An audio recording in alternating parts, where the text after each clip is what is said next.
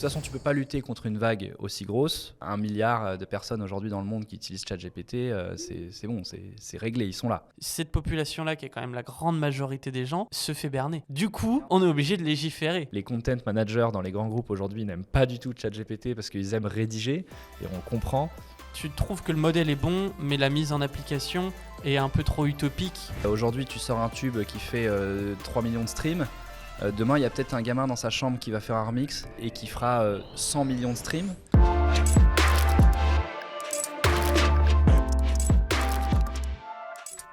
Bonjour à tous, on se retrouve pour un épisode de Almost Human, encore une fois dans la cave.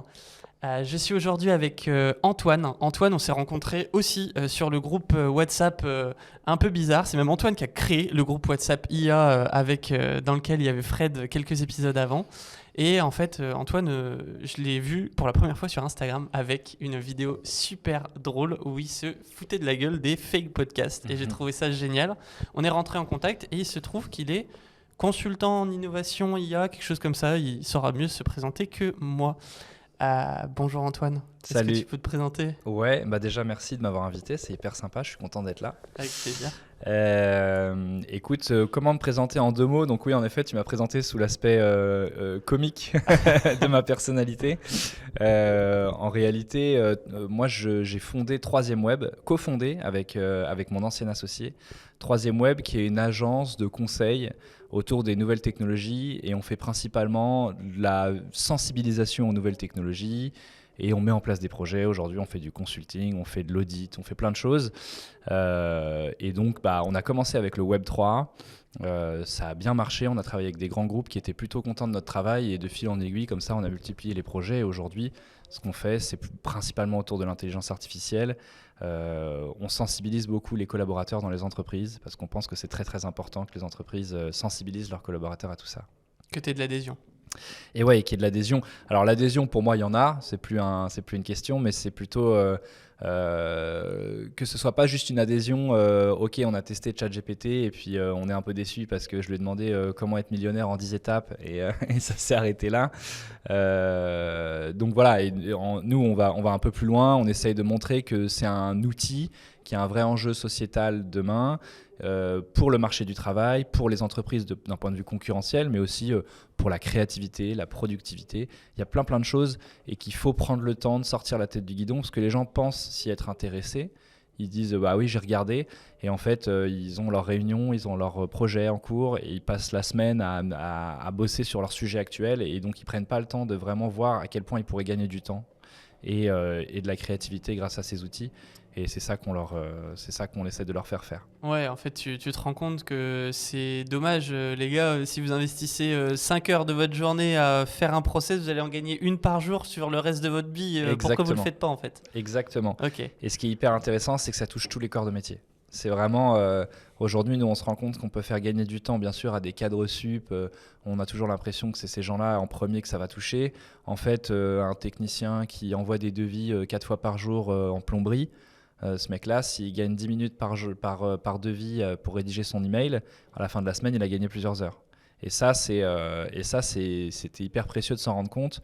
C'est un outil qui peut vraiment aider tout le monde, et c'est ce que je dis beaucoup pendant nos formations, c'est qu'on n'est pas sur un outil pour les développeurs. En fait, il y a des développeurs, bien sûr, il y a plein d'aspects techniques derrière les intelligences artificielles, et là, je ne veux pas faire bondir tous mes collaborateurs avec qui je bosse qui sont experts IA, mais en vrai, aujourd'hui, les outils comme les chatbots sont des outils justement qui facilitent l'adhésion parce qu'ils sont accessibles à tous. Après, il faut savoir comment s'en servir. C'est comme si je te mettais Excel la première fois devant les yeux, c'est un peu compliqué. Là, c'est pareil, il faut s'en servir un petit peu. Comme un outil comme Excel, on voit tout de suite le truc. Quand on est super bien formé, moi aussi j'ai un tonton qui bombarde dessus, il sait faire du montage vidéo sur Excel, ils font des slides, c'est exceptionnel. C'est hallucinant. C'est pareil. En fait, si tu demandes à ChatGPT de faire des recettes, on est tous d'accord, ça va le faire, mais se limiter à ça, ce serait bien dommage. Ouais. Quand tu dis que tu as un technicien qui fait 4 devis par jour, c'est quoi la typologie des personnes que tu accompagnes, ou en tout cas Alors, deuxième question, c'est quoi l'endroit où il y a le plus de ROI? Tu vois, Ouais. contre-intuitivement, on pourrait se dire qu'un cadre sup, ça Ouais. veut faire gagner tant de temps, mais c'est vrai que c'est souvent les métiers un peu Ouais. genre non connus ou un peu plus dark qui Oui, ont le ouais. meilleur levier, quoi, tu vois. Ouais, ou un peu plus terrain, ou alors des gens, tu vois, les catégories socio-professionnelles supérieures en général, aujourd'hui l'adhésion est moins forte parce que c'est des gens qui pensent qu'ils peuvent s'en sortir par eux-mêmes pour faire plein de tâches que les LLM aujourd'hui nous font gagner, par exemple, dans lesquelles les LLM nous font gagner du temps. Par exemple, rédiger un email. Bon, aujourd'hui, tu demandes à n'importe quel directeur de n'importe quelle boîte ou n'importe quel manager te dit oui, bah, je préfère rédiger mes emails moi-même, ça va, je suis pas bête, je sais le faire, il n'y a pas vraiment de gain de temps, et puis je me fais confiance dans le style de l'écriture, ces choses-là. Un technicien, nous on a eu le cas dans certaines boîtes où des gens qui n'ont pas eu des études supérieures mais qui ont gravi les échelons jusqu'à devenir directeur d'une BU dans une entreprise ou quoi, et qui viennent du monde, par exemple, du chantier. C'est pas des gens qui ont eu l'habitude d'écrire. Aujourd'hui, ils osent pas trop rédiger des mails quand ils discutent avec des architectes parce qu'ils ont peur de faire des fautes de syntaxe, d'orthographe. Ils osent pas trop écrire des mails sur le réseau social interne à l'entreprise parce que pour les mêmes raisons. Et en fait, rien que ça, ChatGPT, ça les aide en fait. Et donc ça, c'est l'aspect. Alors, je réponds à ça, c'est ta deuxième question. La première, c'est quelle typologie on a? On a de tout. Donc, on a ces gens-là qu'on adore accompagner parce que on leur montre très concrètement, très vite. Regarde, tu as un diagnostic, un rapport diagnostic d'amiante que tu as fait. Toi et ton boss, il faut vous les éplucher à la mano tous les mois pour faire un compte rendu, etc. Là, tu copies-colles, tu mets dans ChatGPT. À la fin, tu as ton mail de synthèse qui est fait, qui est propre, dans lequel il y a un taux d'erreur qui est franchement minime. Tu as juste à relire. Exactement. Donc ça, c'est du vrai gain de temps très concret pour des gens qui ont les mains dans le cambouis, qui n'ont pas forcément le temps de faire des tâches chronophages mais semi-intellectuelles, rédiger des emails, des choses comme ça. Ceux qui disent l'informatique, c'est pas pour moi. Exactement, exactement. Et c'est là toute la beauté de l'outil. Franchement, moi, c'est là que je trouve ça génial. C'est un petit peu comme Google à l'époque. Moi, ce que je disais, alors tu l'as vu sur Instagram, j'aime bien faire des vidéos où je parle d'IA aussi un peu de temps en temps. Et ce que je disais, c'est qu'à l'époque, moi, quand j'étais au lycée, on avait eu 1 ou 2 heures où on nous avait formés à utiliser Google. Comment faire les bonnes recherches. Et donc aujourd'hui, ce qui fait que comment aller chercher les mots-clés, ces choses-là. Aujourd'hui, je pense que c'est exactement la même chose avec un chat GPT ou un chatbot conversationnel qui repose sur un réseau de neurones, donc sur les intelligences artificielles. Faut nous apprendre à faire les bonnes démarches pour bien l'utiliser. Donc, comment bien prompter, comment bien... et tout ça, il y a des mecs futés qui s'en sortent très bien tout seuls, et il y a des mecs comme moi qui ont besoin d'être guidés parce que les idées leur viennent pas toutes seules comme ça. Et voilà, donc nous, c'est ce qu'on fait. Moi, je me suis beaucoup formé, et puis maintenant, on va voir les gens et on va leur expliquer comment eux peuvent le faire. Ok. Et ça, c'est génial. Maintenant, je réponds à ta question parce que je ne l'ai toujours pas fait. La typologie de clients qu'on a, on a de tout. Donc, je t'ai parlé des gens du terrain, et après, on a des directeurs marketing parce qu'en effet, là où on peut aller dans le concret très vite avec les intelligences artificielles et tous les outils qui gravitent autour, c'est la créativité. Et par exemple, on sait qu'aujourd'hui, beaucoup de gens économisent beaucoup d'argent sur des shootings photos. C'est extrêmement coûteux. Tu as des visuels à créer à partir d'une fiche produit. Tu as des textes marketing pour ton site web, pour la presse, tout ça à faire. Aujourd'hui, tu peux faire un premier jet avec des IA. Tu peux générer des visuels. Là, on l'a fait récemment pour un constructeur automobile, juste pour l'exemple, pour leur montrer, mais c'était assez impressionnant. On a mis la fiche produit d'un phare LED de la marque dans un plugin GPT, et il nous a sorti une vidéo promotionnelle qui était une vidéo comme on en voit à la télévision, tu vois. À la télévision, je parle comme un boomer, mais à la télé, tu vois des vidéos comme ça, et en fait, les générateurs d'images, de vidéos ou de textes sont aujourd'hui extrêmement concrets et performants. Donc, si tu es un peu futé, tu sais qu'il y a des coups à tirer à droite à gauche. Et en tout cas du temps à gagner, ne serait-ce que pour retransmettre tes idées créatives à tes collaborateurs. Il y a des barrières techniques ou limitantes qui ont explosé, mais il faut expérimenter pour savoir lesquelles en fait. Exactement. Ouais. Genre par exemple, tu me fais penser, moi c'est vrai que pour les produits de photographie, J'utilise une IA qui s'appelle Kleber, Ouais. momentanément, etc. Mais tu sors ça. Ensuite, il y a quelqu'un qui est passé sur le podcast qui s'appelle Selim, Ouais. qui est le CEO de Marc Copy, Ok. où en fait, ça fait de la rédaction SEO. Et donc, ça fait des SEO de fiches produits. Ah Et ouais. tu peux créer ton modèle pour ton entreprise. Alors, tu mixes ça avec juste un make qui fait Ouais. l'automatisation. Ouais. Quand tu as genre telle requête qui est envoyée sur Slack en message dans la team, ça génère l'image sur Kleber, ça génère le SEO sur Ouais. Marcopy, ça envoie tout dans un drive sur un Excel. Oh, mais c'est genre Ouais, c'est hallucinant. impressionnant. Et alors là, tu as tout dit avec Make. En fait, toi, par exemple, tu gravites dans le monde de la tech, tu connais tous ces outils-là. Le no-code et le low-code, aujourd'hui, on est encore très très loin dans les grosses entreprises et même dans les petites, dans les grosses PME, de l'utilisation de ces outils-là. Aujourd'hui, les gens beaucoup pensent qu'ils doivent faire appel à une ESN dès qu'il y a quelque chose à mettre en place. ESN. ESN, c'est les entreprises qui développent en externe. C'est-à-dire qu'aujourd'hui, tout le monde est en déj de développeurs. Et donc, tu as des entreprises Prestataire de développement. qui sont des prestataires de développement. Et ça, c'est des entreprises qui marchent très très bien parce que tout le monde a besoin de dev. Mais en fait, les gens aujourd'hui, de plus en plus se rendent compte qu'on peut faire appel au no-code ou au low-code. Tu as peut-être parlé de ça avec Fred pendant ton enregistrement avec lui. Lui, il maîtrise bien tout ça.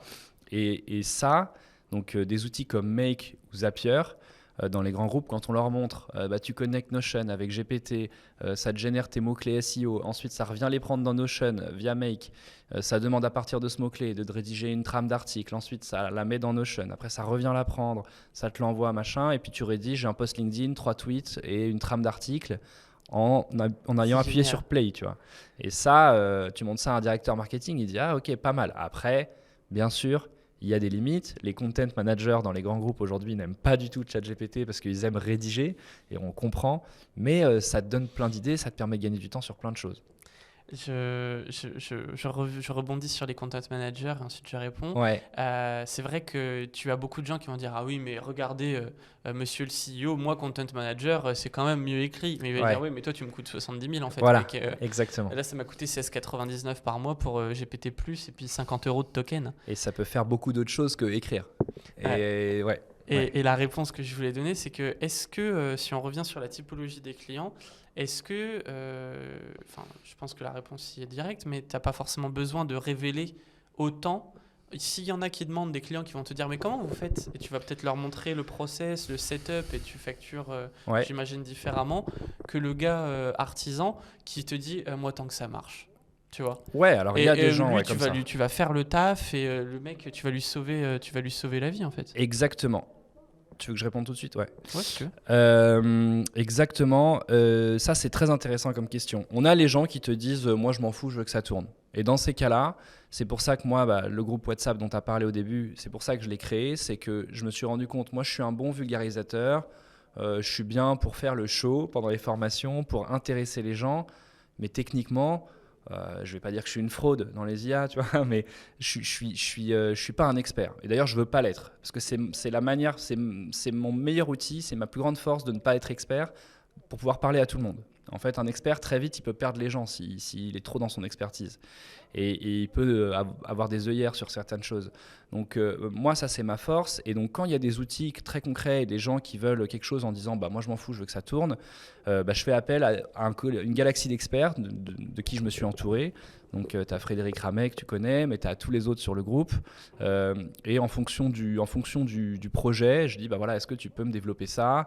Est-ce que je peux te mettre en relation avec tel client? Et moi, je deviens chef de projet. Et ça, c'est une autre de mes forces que j'ai remarqué il y a peu de temps, c'est que je sais bien mettre en relation le bon expert avec le bon client. Je vais te la redire à la fin. C'est une de mes forces. Ouais. Et donc ça, c'est une de mes forces, c'est aussi, dont je me suis rendu compte il y a peu de temps, c'est de savoir mettre en relation le bon expert avec le bon client. Et ça, c'est très cool. Parfois, tu en as qui savent parler aux clients, il y en a qui savent pas parler, des clients qui veulent pas savoir ce qu'il y a derrière, ce qui tourne, il y en a qui veulent apprendre. Et voilà, mais ça soulève une vraie question de plus tard. Je sais qu'il y a d'autres boîtes comme moi aujourd'hui qui fonctionnent sur l'abonnement. Alors là, je digresse peut-être un peu, tu me dis. Mais il y a une boîte qui récemment a levé 1 million d'euros et eux, ils fonctionnent sur l'abonnement, c'est-à-dire tu t'abonnes et puis on te donne accès à toute une bibliothèque d'informations sur ChatGPT et les autres outils d'intelligence artificielle. Et puis on te forme, on vient, on fait quelques événements chez toi. Il y a ces clients-là et puis il y a ceux qui se disent est-ce que je ne devrais pas embaucher un expert? Voilà. Ouais.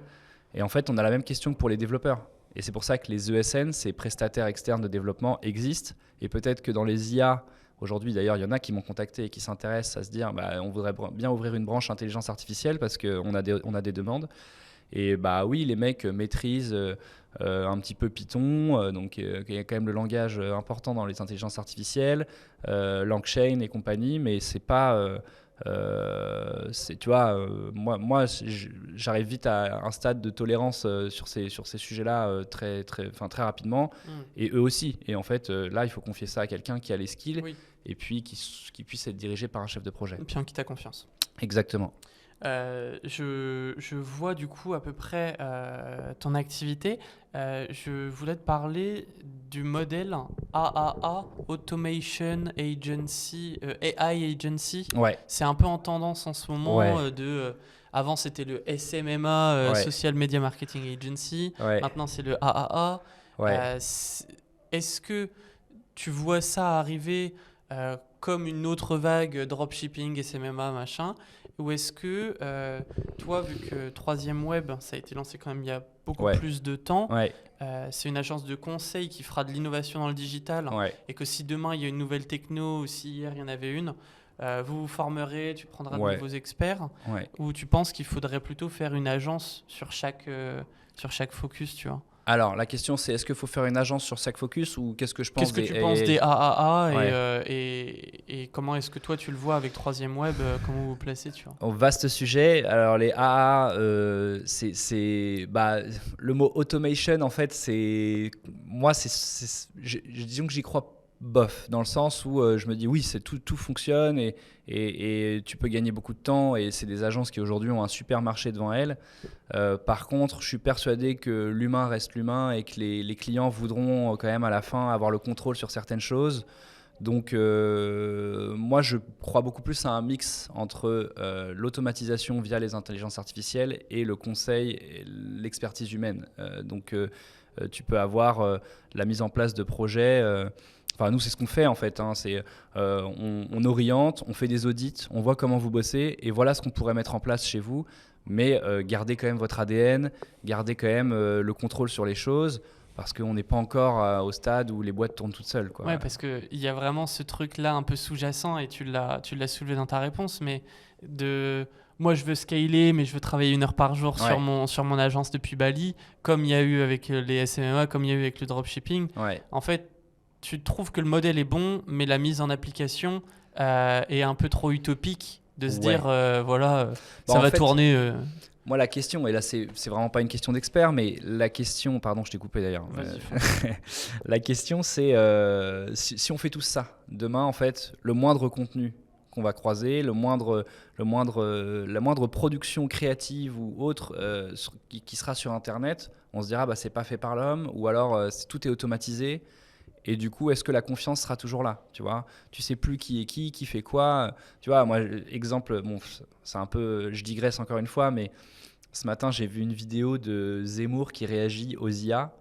Pas du tout, qui réagit à l'attaque de l'Israël par la Palestine, enfin, par le groupe, bref. Et du coup, je me suis dit, mais merde, attends, en fait, c'est une IA qui fait cette vidéo, quoi. Je me suis dit, ça se trouve, il y a un mec qui s'est amusé à dropper ça sur YouTube. Et en fait, non, c'était vraiment une vidéo de Zemmour qui... T'as eu le doute. Ouais, mais j'ai vraiment eu le doute. J'ai regardé les yeux, j'étais là, attends, mais ça, c'est Agen, en fait, tu vois. et je me suis dit, dangereux. Donc là, j'ai digressé, mais c'est juste pour dire, voilà, là, moi, je suis déjà dans ce stade où je me dis, je check, et puis le gars, enfin, tu vois, bon, il a fait de la récupération politique, c'était un peu dégueu, mais le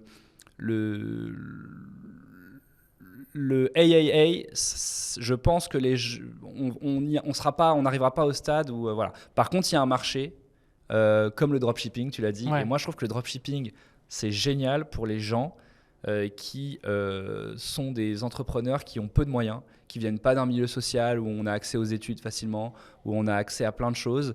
On connaît des entrepreneurs qui ont fait le buzz sur Internet et que moi j'ai suivi. Moi, j'ai la chance, tu vois, d'aller en école de commerce, d'aller dans des startups à Station F, dirigés par des mecs d'HEC. Voilà, ça t'ouvre plein de portes. Et bah, pour les gens qui n'ont pas accès à ça, c'est des outils qui sont top. Et les intelligences artificielles vont encore peut-être équilibrer la balance sociale en permettant ce type d'agence de proliférer, quoi. Ouais, même au-delà du stigmate général sur ces modèles tendances en disant encore une tendance, tu trouves que la démocratisation et l'accessibilité de ces modèles, de par leur réplicabilité, on ne fera pas une boîte à 1 milliard avec une AAA quand c'est en tendance sur YouTube en disant créez votre AAA dès demain, mais de dire à tout un chacun que même tu puisses lancer ta boîte pour faire des automatisations make. Exactement. Voilà, tu trouves que ça, c'est quand même bien. Moi, je trouve ça puissant, en fait. Qu'on puisse dire à un gamin de 16-18 ans qui a déjà de l'ambition, en fait, mec, sans trop d'investissement, aujourd'hui, tu as les mêmes moyens qu'une start-up il y a 15 ans. Tu vois. Tu sautes une génération d'iPhone, change pas ton téléphone et tu lances ton e-commerce pour faire ta marque de t-shirt. Exactement. Tu vas te former. Et ces gars-là, ça deviendra des grands entrepreneurs. Et on a besoin de ces gens-là. Moi je suis donc voilà, je suis partagé entre forcément, si tout le monde se met à faire ça et il va y avoir un peu de perte de confiance, il va y avoir des dérives, on connaît l'histoire, mais aussi c'est des outils, les outils basés sur les intelligences artificielles donnent accès à ce type d'agence, et ce type d'agence donne accès à un ascenseur social à plein de personnes, quoi. Je rebondis sur ta mention de contenu généré par IA sur lequel tu as le doute. Récemment, c'est sur TikTok, si je ne dis pas de bêtises, où dans les 3 petits points, quand tu publies quelque chose, tu as le menu secondaire, et tout en bas du menu secondaire, tu as une case à cocher pour dire est-ce que cette vidéo contient du contenu généré par IA. Et si tu ne la coches pas, ils peuvent supprimer la vidéo s'ils détectent que ça en a. Ah, génial, tu vois, je savais pas qu'il y avait cette feature. Vas-y, réponds en live. Je trouve ça top. Tu veux mon avis sur la question ? Ouais. Moi, je trouve ça top. Il faut contrôler, en effet. Quand on voit de quoi est capable aujourd'hui la génération d'images, de vidéos sur les intelligences artificielles. Je me suis amusé à faire un post LinkedIn il y a 3 jours où je parlais japonais. Il y a vraiment des gens qui me demandent mais où tu as appris le japonais ? Tu vois, avec Agen dont je reparle, donc il y a un outil qui te permet de te filmer en vidéo, et de la transformer en n'importe quelle langue. Ça bouge tes lèvres de la bonne manière, ça garde ton timbre de voix. C'est hyper impressionnant. Et c'est tu vois, H-E-Y-G-E-N. C'est ça. Hey-Gen. Exactement. Hey-Gen. Et du coup, faut contrôler tout ça, et on l'a vu, et je trouve ça bien que, on va pas revenir sur les débats politiques, je parle beaucoup de sociétal, mais c'est parce que c'est des sujets intéressants. Il y a des dérives qui vont être mises en place. Quand on voit ce que les mecs sont capables de faire pour t'extorquer 1000 balles en faisant croire que c'est le service sécurité de ta banque par téléphone, demain en vidéo, ou à l'époque des fraudes où le mec qui se faisait passer pour le président ou pour un ministre et qui appelait les chefs d'entreprise pour leur demander du pognon, là on a des outils encore plus puissants pour le faire. Donc il y a forcément un futé qui va le faire, donc faut contrôler. Et donc TikTok, très bien qu'il fasse ça. Voilà, le mec tu peux jouer avec, tu peux faire plein de choses, mais si tu l'assumes pas publiquement, c'est ban direct. Ça s'appelle de la triche. Ouais. Tu vois.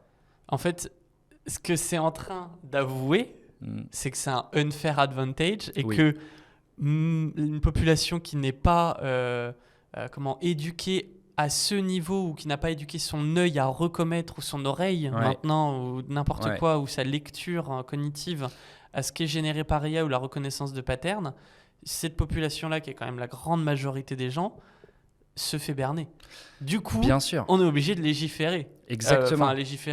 C'est parce que j'ai eu Ysan juste avant qui me parlait de droit, mais qu'on est obligé de statuer, en tout cas sur la plateforme, de dire non les gars, là ça va trop loin, c'est trop unfair, il y a plein de gens qui se font berner. On est obligé de mettre un watermark sur le truc. Exactement. Et il y a watermark, il y a dans le milieu des artistes, moi je crois beaucoup au protocole blockchain pour qu'ils puissent authentifier leurs œuvres. Et ce qui n'empêche pas, et du coup, moi, je suis pas du tout contre qu'on imite dans la génération d'images le style d'un artiste, qu'on imite le style d'un, tu vois, qu'on fasse vivre Johnny Hallyday encore dans le générique de Pokémon ou quoi. Je trouve ça cool. Ça se trouve, il y a des mecs qui vont trouver un business model là-dessus. D'ailleurs, les majors vont peut-être trouver un business model parce qu'il faudra se renouveler encore une fois. C'est pas la première fois qu'elle se transforme. Et donc les majors, les éditeurs de musique. Ouais, la blockchain peut aider, tu vois, à authentifier. Et puis, il y aura un business model parallèle pour les gens qui font des belles copies de bons artistes. Là, si l'artiste en prend une part, enfin voilà, il y a des trucs à trouver. Et là, je suis parti un peu ailleurs. Mais trop intéressant, mais même sur le domaine de la musique, il y avait déjà eu l'ex-femme ou la femme de Elon Musk qui s'appelle Grimes, qui est chanteuse, qui donne 50% des revenus de la musique à toute personne qui génère une musique avec les données de sa voix. Ouais. Et elle a donné un modèle pré-entraîné de sa voix en ligne, téléchargeable pour n'importe quel producteur qui veut faire ça. Ouais. Trop fort. Trop fort. Trop fort. Bah exactement. Voilà, quelqu'un qui utilise qui n'a pas peur, parce que on lutte beaucoup contre ça. Alors il y a plein de sujets. On lutte beaucoup contre la peur. Il y a beaucoup de gens à sensibiliser. Et puis les grincheux, on nous dit qu'on va remplacer notre boulot, ça fait 30 ans qu'on nous le dit, machin. Non, on va pas remplacer votre travail. Si les gens sont un peu futés, de toute façon, tu peux pas lutter contre une vague aussi grosse. 1 milliard de personnes aujourd'hui dans le monde qui utilisent ChatGPT, c'est bon, c'est réglé, ils sont là. Donc maintenant, et puis sans parler des autres. Et donc maintenant, c'est comment être intelligent et s'y adapter. Ces gens-là sont intelligents et trouvent des modèles qui contentent tout le monde autour de ça. On a discuté, j'ai un ancien collègue qui travaille maintenant chez Deezer et on discutait sur justement l'implication de ça et il dit que le problème c'est que eux ils utilisent déjà ils utilisent déjà pas de l'IA mais le mot du deep learning. Deep learning, ouais.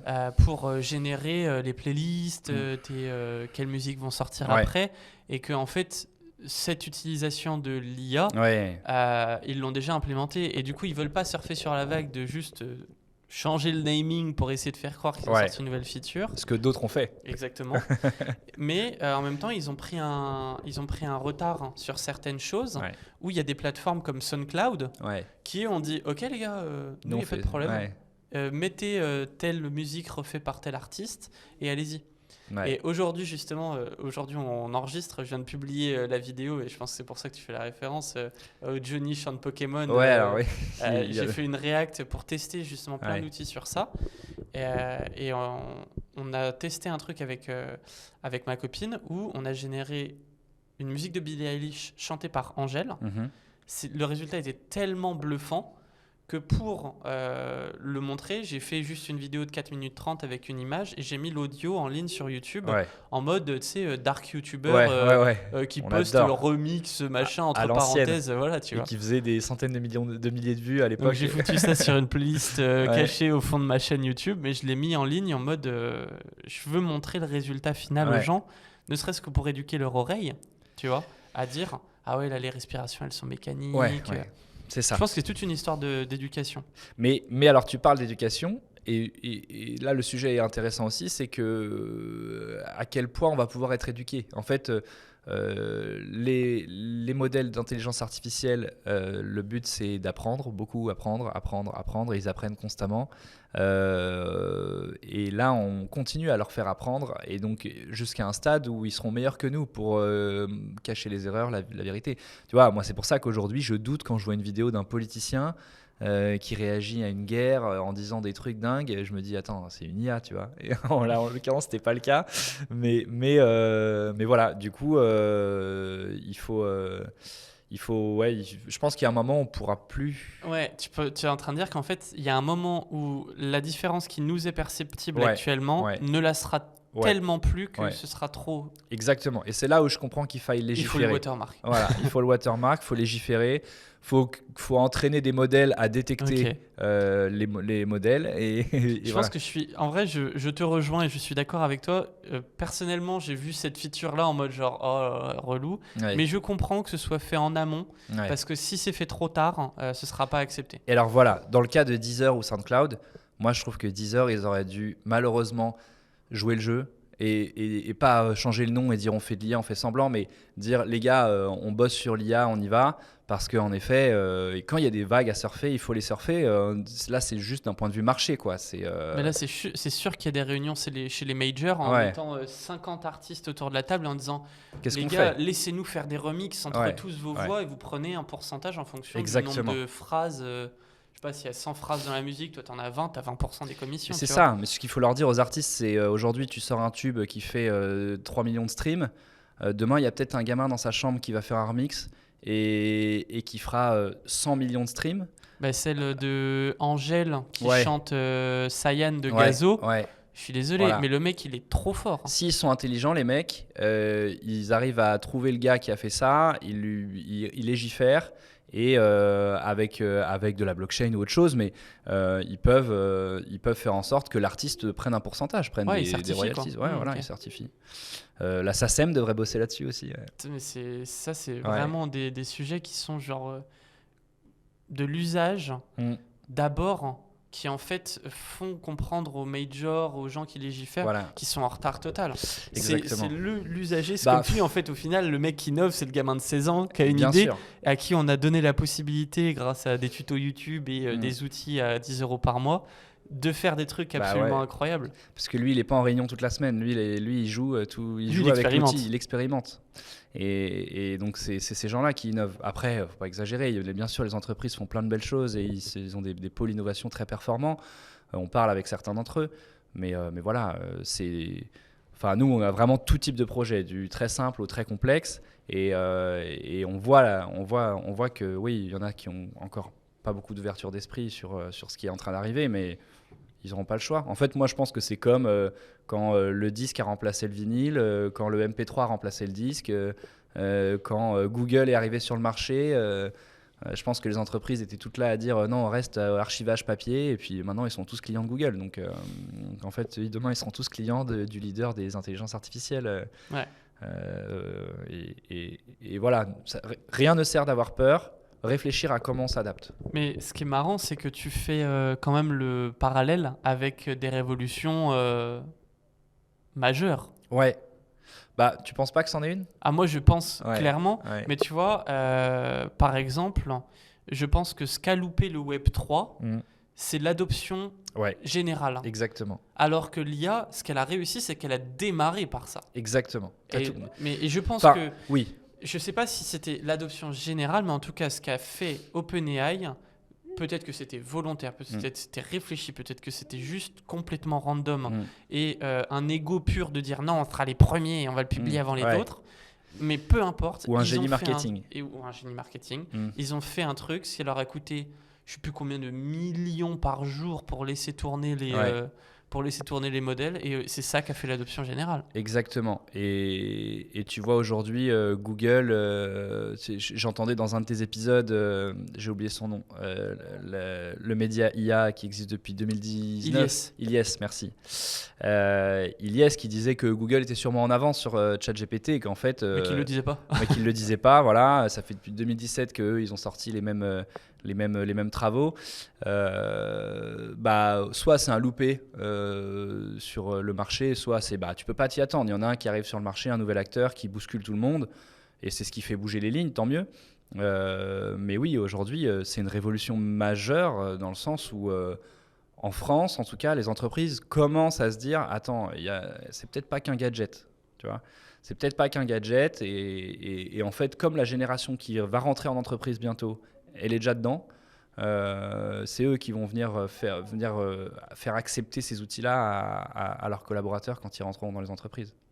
Et du coup, on va finir sur ça parce que je trouve Ouais. que ça fait la boucle. Tu démarres par le fait de former les équipes Oui. pour adhérer, etc.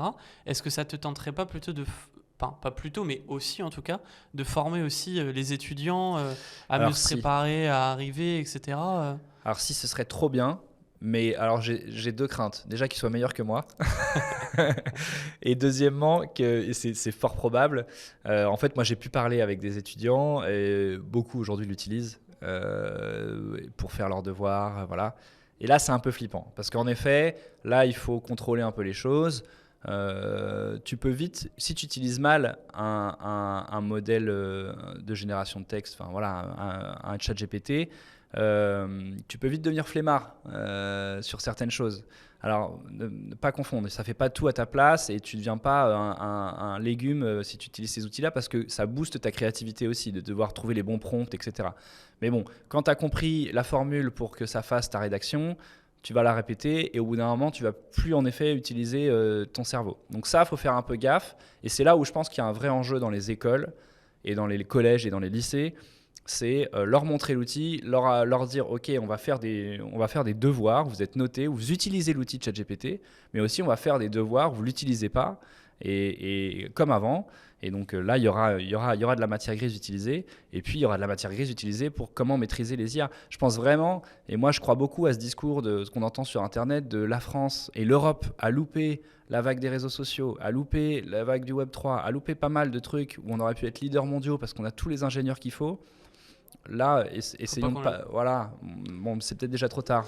Je pense pas qu'on soit genre trop mal. Non. Mais moi, le truc qui me fend le cœur, c'est tu vois de voir par exemple le Gameface, qui sont des Français qui sont aux US. Ça me rend fou. Mais ouais, mais l'histoire se répète. Moi, je me souviens quand j'étais à Station F dans une start-up où j'étais là, mais on est au cœur de là où tout se passe. Et en fait, on voit la boîte d'à côté qui faisait une boîte d'email ultra cool. Voilà. Ils se sont barrés à San Francisco parce que c'est là-bas qu'on leur filait du fric pour développer leur boîte comme il fallait.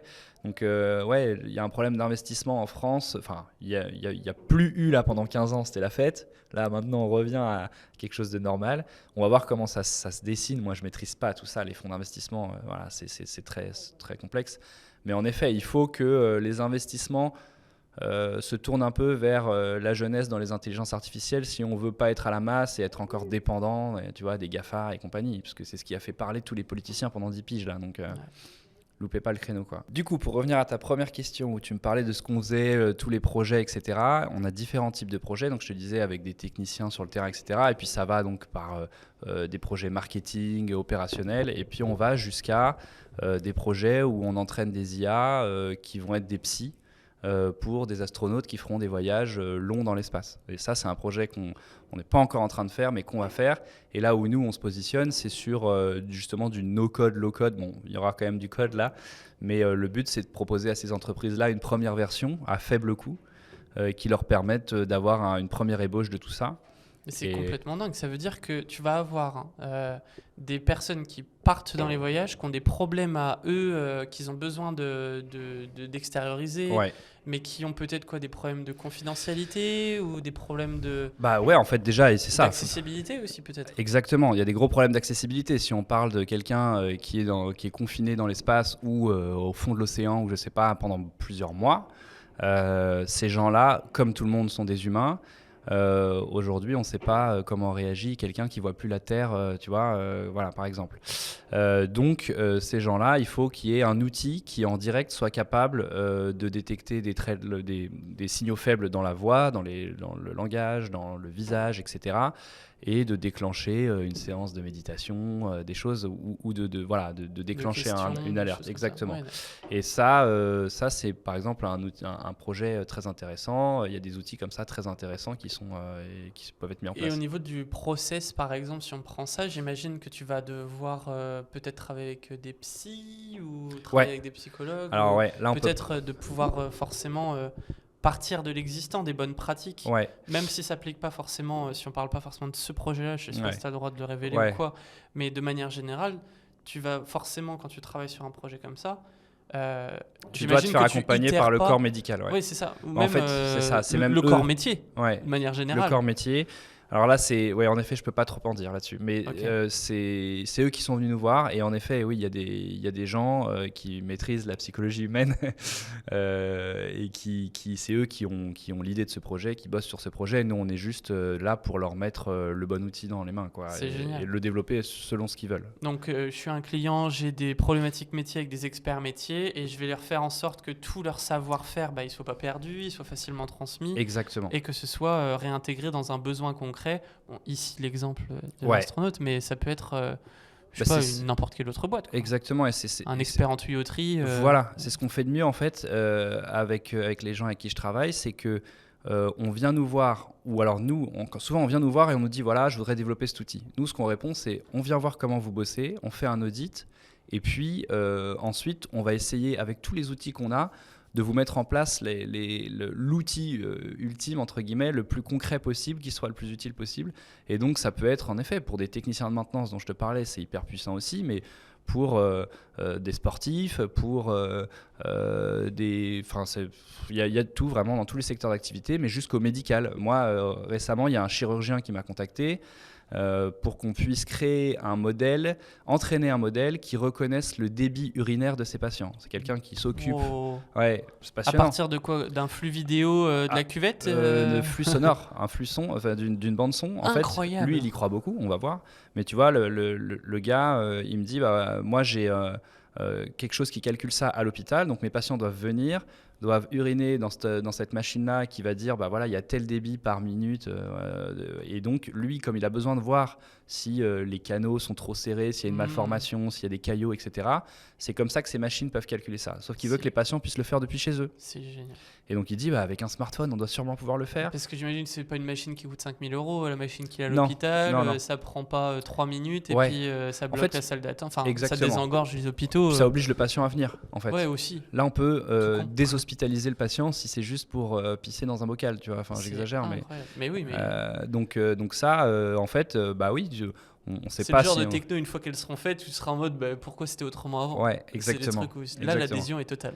Là, ça peut être top. Après, est-ce qu'on va pouvoir le faire? On y réfléchit en ce moment, on travaille avec eux là-dessus, mais c'est... voilà, le but, c'est de se dire, aujourd'hui, une IA est capable de reconnaître une bande-son, de dire à quoi elle correspond. Si on entraîne suffisamment le modèle et eux, ils nous disent, bah, on a les patients qu'il faut, si vous voulez. Ils ont la data. Voilà, on a la data.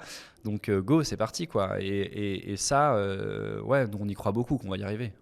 C'est pas... Enfin, ça me paraît moins complexe qu'une IA qui fait le psychiatre, quoi. Bon courage.